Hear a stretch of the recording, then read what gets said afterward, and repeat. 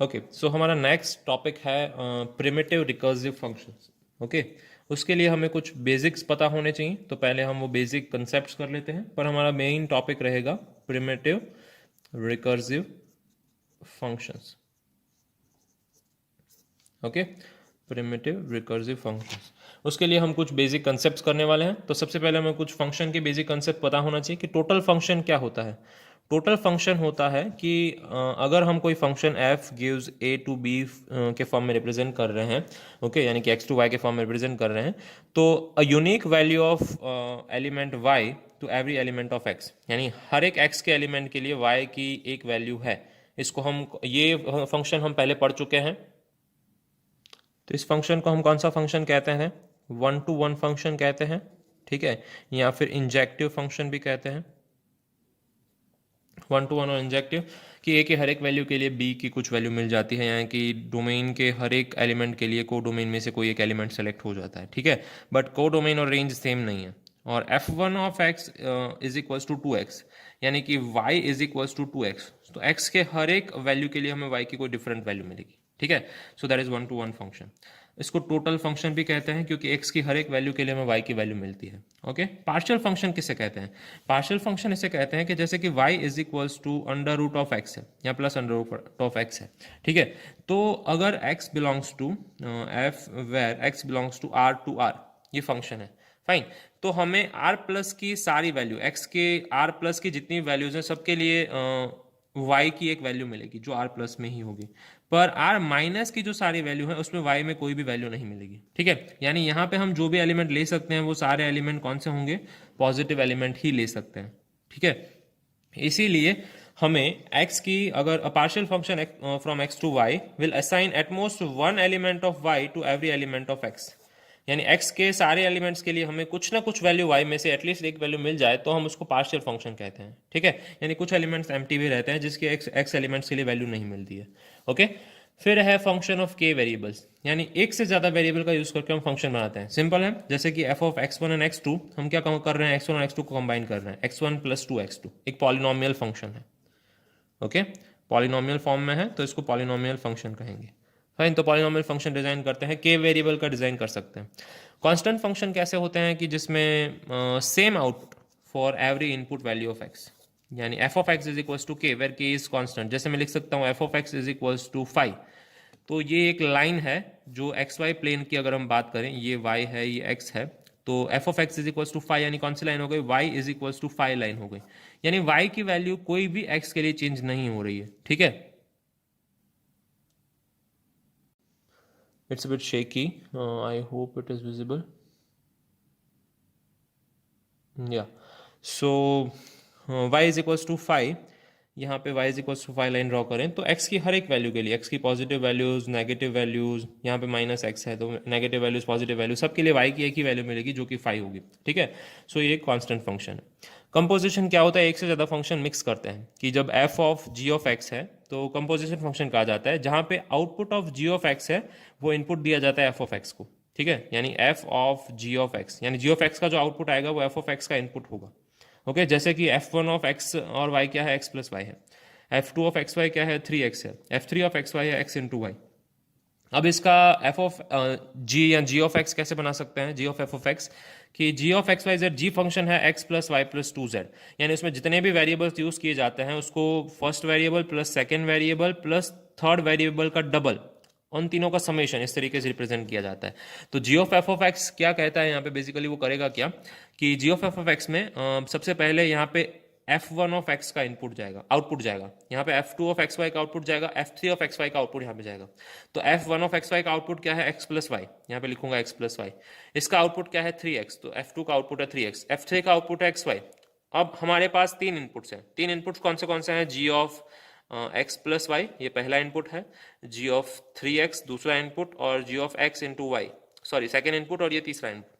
तो g का रवैया क्या है? g कैसे रिप्रेजेंट करता है अपने इनपुट्स को? ये first plus second plus 2 times third, तो मैंने उसको ऐसे ही लिखा है, फर्स्ट इनपुट, फिर second input plus 2 times third input, इन तीनों का summation 4x plus Y plus 2xy हो रहा है। तो हमारा g of f of x का आंसर क्या आएगा? 4x plus Y plus 2xy, that is our answer, ठीक है। सो इस तरीके से हम फंक्शंस का कंपोजिशन कर सकते हैं। कंपोजिशन का बेसिक मीनिंग होता है एक फंक्शन का आउटपुट होता है वो दूसरे फंक्शन के एज एन इनपुट सर्व करता है। ठीक है। So moving forward to our basic topic जिसके लिए हम ये फंडामेंटल्स क्लियर कर रहे थे। टॉपिक का नाम है प्रिमिटिव रिकर्सिव फंक्शंस। ओके, तो प्रिमिटिव रिकर्सिव फंक्शन बेसिकली होते क्या हैं? हमने रिकर्जन का टॉपिक पढ़ा है। ठीक है, रिकर्जन का टॉपिक सी में अगर हमने पढ़ा है तो रिकर्जन का टॉपिक क्या कहता है कि कोई भी n फैक्टोरियल है उसको हम कैसे रिप्रेजेंट कर सकते हैं। हमें n फैक्टोरियल का डायरेक्ट आंसर नहीं चाहिए, हम क्या करेंगे उसको तोड़ते जाएंगे। हाँ, उसके सक्सेसर फंक्शन देखते जाएंगे कि n फैक्टोरियल कैसे रिप्रेजेंट होता है, n into n minus one factorial. यहाँ पे भी फैक्टोरियल था, यहाँ पे भी फैक्टोरियल है, मतलब मुझे इसको कम करते जाना है। मुझे कहाँ तक कम करते जाना है? 1 तक, for all n greater than equal to 1। पर वो n इज इक्वल टू 0 के लिए डिफाइंड है। हमें पता है कि n फैक्टोरियल या फिर 0 फैक्टोरियल क्या होता है? 1 होता है। 0 फैक्टोरियल हमारे लिए डिफाइंड है। ठीक है, तो हम अगर मुझे 3 फैक्टोरियल दिया गया है तो इसको मैं तोड़ता जाऊंगा, इस डेफिनेशन के हिसाब से तोड़ता जाऊंगा कि 3 इंटू 2 फैक्टोरियल लिखें, इसको लिखेंगे 3 इंटू 2 इंटू 1 फैक्टोरियल लिखेंगे, 1 फैक्टोरियल, या फिर लिखेंगे 3 इंटू 2 इंटू 1 इंटू 0 फैक्टोरियल लिखेंगे, और 0 फैक्टोरियल की वैल्यू मेरे पास है तो तब मैं यहाँ पे रख दूंगा कि 3 into 2 into 1 into 1, answer is 6। 3 factorial is 6। ठीक है, दैट इज कॉल्ड रिकर्जन या रिकर्सिव फंक्शंस। जो फंक्शंस खुद को कॉल कर रहे हैं और इसके लिए कोई बेसिक कंडीशन डिफाइन है कि उसका बेसिक कंडीशन का आंसर क्या है या 0 कंडीशन का आंसर क्या है। Similarly x raise to n, x raise to n में भी क्या है? X into x raise to N minus one हमें लिखना है। ठीक है, और हमें कब तक करना है? जब तक n is greater than equal to 1। Fine. Similarly x raise to 0 define है, एक्स रेस टू 0 क्या है? 1 होता है। फाइन। तो अगर मैं यहाँ पे बात करूँ कोई let's say x raise to N यानी 6 रेस टू 5, तो 6 रेस टू 5 कैसे डिफाइन करूँगा? 6 इंटू 6 रेस टू 4, या फिर आगे और तोड़ूंगा इसको 6 into 6 into 6 raise to 3। Fine, again 6 raise to 3 को तोड़ूंगा is equal to 6 into 6 into 6 raise to 2, then 4 times 6 into 6 raise to 1। Again this is not clear what is 6 raise to 1, तो मैं क्या करूंगा 1 2 multiplied by this is 5 times 6, 1 2 3 4 5 times 6। अभी इसका 1 का क्या होगा? 6 रेस टू 0। ठीक है, तो 6 रेस टू 0 का हमें पता है आंसर क्या होता है? 6 रेस टू 0 का 1 होता है। ठीक है, तो मैं करूंगा यहाँ पे इस सब का मल्टीप्लीकेशन और 1, इन सब का मल्टीप्लीकेशन जो भी आता होगा इंटू 1 हम लिखेंगे। So it is around 7776 या 7776। फाइन। सो इस तरीके से हम क्या कर सकते हैं? रिकर्सिव फंक्शन का कंप्यूटेशन कर सकते हैं। अगेन दो चीज़ें इंपॉर्टेंट है। क्या इंपॉर्टेंट है? उसका रिकर्सिव स्टेप डिफाइन होना चाहिए और उसका बेसिक 0 स्टेप डिफाइन होना चाहिए। तो ऐसे ही फंक्शंस को प्रिमिटिव रिकर्सिव फंक्शंस कहते हैं। ठीक है, प्रिमिटिव रिकर्सिव फंक्शन बेसिकली है क्या? Not all function even those with precise definition can be computed by TM.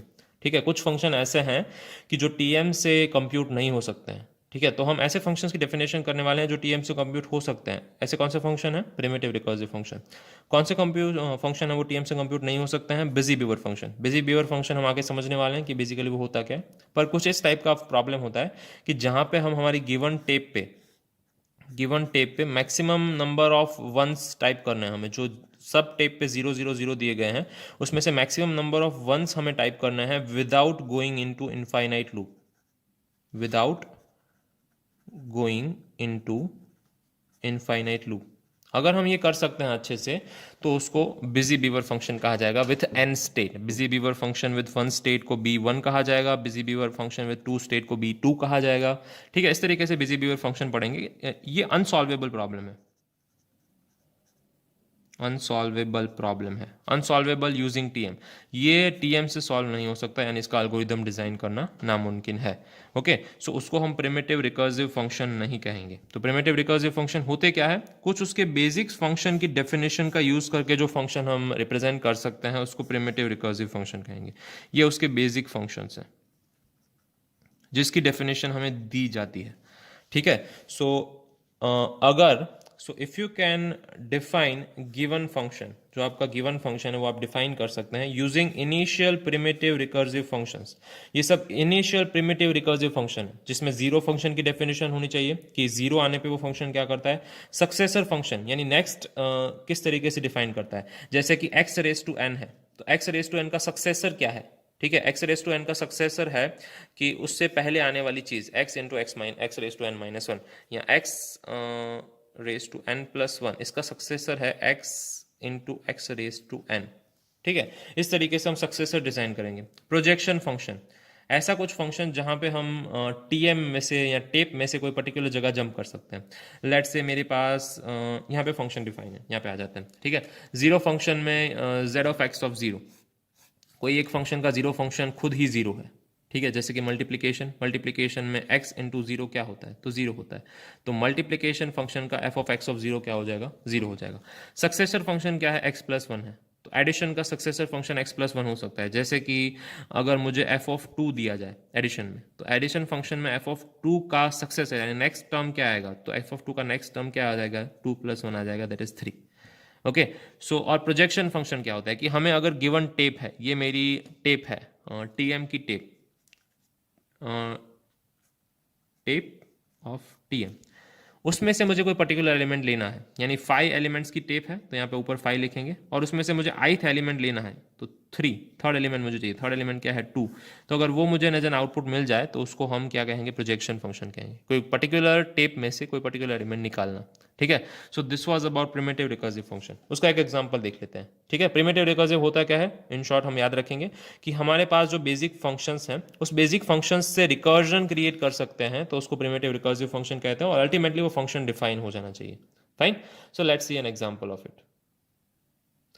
यहाँ पे हम क्या डिफाइन करने की ट्राई कर रहे हैं कि show that the function f1 of x y x plus y is primitive recursive. ठीक है, x प्लस वाई जो हमारा फंक्शन है वो प्रिमिटिव रिकर्सिव है। इसका सिंपल मीनिंग ये है कि हमें ये प्रूव करना है कि जो एडिशन फंक्शन है वो प्रिमिटिव रिकर्सिव है, जो रिकर्सिव टास्क से डिजाइन किया जा सकता है। सबसे पहले जीरो फंक्शन क्या कहता है, f1 of x of zero. ठीक है, यानी कोई भी x गिवन है उसमें जीरो फंक्शन यानी उसमें जीरो ऐड करना है, तो एडिशन का जीरो फंक्शन में पता है x खुद होता है कि किसी भी चीज़ में जीरो ऐड करने से उसमें कोई भी इजाफा नहीं होता, यानी उसमें कोई भी एडिशन नहीं होता है। फाइन, वो x ही रहता है। सक्सेसर फंक्शन यानी नेक्स्ट फंक्शन जो आता है, अगर SF1 ऑफ एक्स वाई, ठीक है, एक्स वाई का सक्सेसर फंक्शन क्या होता है, तो अगर एक्स वाई का सक्सेसर फंक्शन है तो इस तरीके से लिख सकते हैं SF1 of x of Y plus one. Fine, अगर एडिशन फंक्शन डिफाइन है तो डायरेक्ट लिखेंगे x plus Y plus one, अगर नहीं डिफाइन है तो ये डेफिनेशन तो एकदम क्लियर है कि SF ऑफ एक्स वाई का नेक्स्ट टर्म क्या हो जाएगा, SF1 of x of Y plus one, कि हम y में कुछ ऐड कर रहे हैं। ठीक है, यानी वो हमारा सक्सेसर फंक्शन हुआ। अगर हमें एक ही नंबर दिया गया तो उसका सक्सेसर x का सक्सेसर एडिशन में क्या हो जाएगा, next term x plus one term. Fine, so successor function basically इस तरीके से डिजाइन है कि एक्स वाई दिया गया है तो हम कोई भी एक में x में या y में प्लस वन करेंगे, और अगर हमें सिंगल एलिमेंट दिया गया है उसका सक्सेसर फंक्शन निकालना है तो हम उस एलिमेंट को एक से ऐड करेंगे। ये हमारे बेसिक स्टेप है। ठीक है, this is our basis function. हम मैथमेटिकल इंडक्शन पढ़े हैं, कुछ इस हिसाब से है कि ये बेसिस स्टेप है। फाइन, एक एग्जांपल छोटा सा क्या ले सकते हैं, 3 एंड 2 ले सकते हैं। अगर हमें 3 और 2 का एडिशन करना है, f1 इज एडिशन फंक्शन। हाँ, यहाँ पे f1 को ऐड है वो अज्यूम करेंगे, क्योंकि मैंने ऊपर ही लिखा हुआ f1 function is x plus Y. इन दोनों को ऐड करना है तो दोनों का सक्सेसर निकालते हैं। ठीक है, तो 3 और 2, फाइन, तो 3 और 2 का सक्सेसर इस तरीके से लिख सकते हैं कि SF1 ऑफ f1 ऑफ 3 1, क्योंकि सक्सेसर फंक्शन को अगर SF1 कहेंगे तो SF1 है वो सक्सेसर है किसका, 3 और 1 का। ओके, 3 और 2 उसका सक्सेसर कौन सा है, 3 और 1। उससे पहले कौन सा आता है, SF1 ऑफ F1 ऑफ 3 0। ठीक है, अब 3 और 0 आ गया। ओके, तो 2 टाइम्स अगर सक्सेसर फंक्शन डिफाइन करना है तो हम 3 0 से स्टार्ट करेंगे, वहां से 3 1 में जाएंगे, 3 1 में से 3 2 में जाएंगे। ठीक है, तो हम धीरे धीरे पीछे आ रहे हैं। अब हमें F1 ऑफ 3 ऑफ 0, इसको हम जीरो फंक्शन भी कह सकते हैं क्योंकि उसमें जीरो ऐड कर रहे हैं, तो मैं इसको ZF1 लिख रहा हूँ। तो ZF1 ऑफ 3 ऑफ 0, हमें पता है कि x ऑफ 0 क्या आता है, x आता है, ये हमारा बेसिक फंक्शन डिफाइन है। तो 3 ऑफ 0 ऑब्वियसली क्या आएगा, 3 आएगा। तो ZF1 ऑफ 3 ऑफ 0 इस सारे टर्म की जगह पे, इस पूरी टर्म की जगह पे मैं क्या लिख रहा हूँ, सिर्फ 3 लिख रहा हूँ। ठीक है, सो मेरा 3 डिफाइन है। अब मुझे 3 का सक्सेसर ढूंढना है, तो 3 का सक्सेसर क्या होता है, ऑब्वियसली 3 का सक्सेसर 4 होता है, जिसको मैं SF2 से रिप्रेजेंट कर रहा हूँ, सिंगल एलिमेंट का सक्सेसर।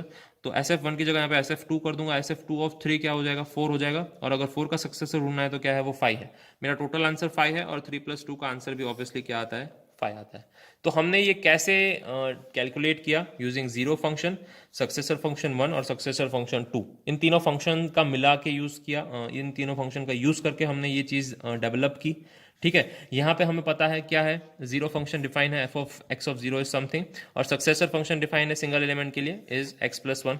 और डबल एलिमेंट के लिए सक्सेसर फंक्शन कैसे डिफाइन करते हैं कि s of x of Y plus है वो सक्सेसर है, किसका सक्सेसर है, एक्स और वाई का सक्सेसर है, यानी एक्स और वाई के बाद में एक्स ऑफ वाई प्लस बनाता है, ठीक है। सो इस तरीके से हम एडिशन डिफाइन कर सकते हैं, फाइन। और f of x of y of z, इसका एडिशन भी डिफाइन कर सकते हैं। कैसे डिफाइन कर सकते हैं, इसमें सिर्फ कंपोजिशन है, बेस केस सेम है, सक्सेसर केस सेम है, रिकर्सिव स्टेप भी सेम है, पर ध्यान क्या रखें, कंपोजिशन है कि F of x of Y plus F of X comma Y comma Z है, उसको हम डिवाइड करेंगे दो चीज़ों में, कि हम एफ डैश नाम का एक फंक्शन है, ठीक है। तो एफ डैश में सबसे पहले क्या कंप्यूट करेंगे, एक्स और वाई का एडिशन कंप्यूट करेंगे, जो कि F of x of Y है, ये एडिशन रिप्रेजेंट करता है एक्स प्लस वाई, ठीक है। और उसमें हम तीसरा एलिमेंट के साथ उसका एडिशन करेंगे, यू थ्री ऑफ थ्री। हमारे पास तीन एलिमेंट हैं, input element X Y Z, उसमें से हमें थर्ड एलिमेंट चाहिए। तो पहले इन दोनों का जो भी आउटपुट आए, इस फंक्शन का जो भी आउटपुट आए, जो कि एक्स प्लस वाई होगा, वो हम यहाँ पे रखेंगे, उसका एडिशन करेंगे हम थर्ड एलिमेंट के साथ, ठीक है। सो इस तरीके से हमें इस पूरे फंक्शन का आउटपुट क्या मिल जाएगा, X plus Y plus Z, fine. So composition का यूज करके हम प्रिमिटिव रिकर्सिव फंक्शंस को आगे भी बढ़ा सकते हैं। So this was it about primitive recursive function. Next देखते हैं कुछ similar theoretical topic. Okay, minimalization किसे कहते हैं, बाउंडेड मिनिमलाइजेशन क्या होता है, let's just switch to that, fine.